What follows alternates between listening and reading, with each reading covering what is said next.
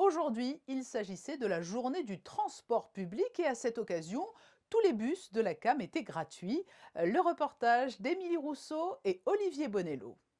25 000, c'est le nombre de personnes qui empruntent chaque jour les bus de la principauté. Et le but de cette journée du transport public est d'inciter encore plus la population à utiliser une mobilité douce. Pour faciliter son usage et permettre un accès plus large, les offres de la CAM s'intégreront au Pass Azur dès le 1er octobre.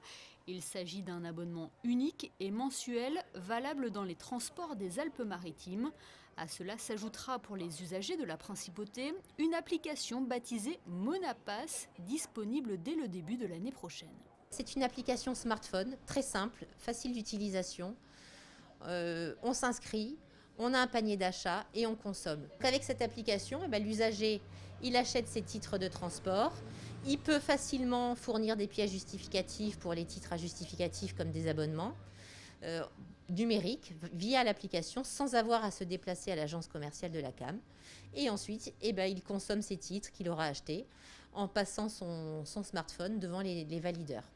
En général, les transports publics émettent 5 fois moins de CO2 que la voiture. Ils sont les acteurs incontestables de la transition énergétique. À Monaco, sur les 45 bus qui circulent actuellement, 22 sont hybrides. Un virage amorcé depuis plusieurs années déjà et qui se poursuit avec le test de bus électriques en principauté. Le but étant d'atteindre le zéro émission dans 10 ans. Le premier pas, ça a été d'intégrer du biocarburant que l'on appelle le diester à 30% dans tout le parc de la CAM. Et donc ça fait maintenant depuis 22 ans que tout le parc roule de cette façon-là.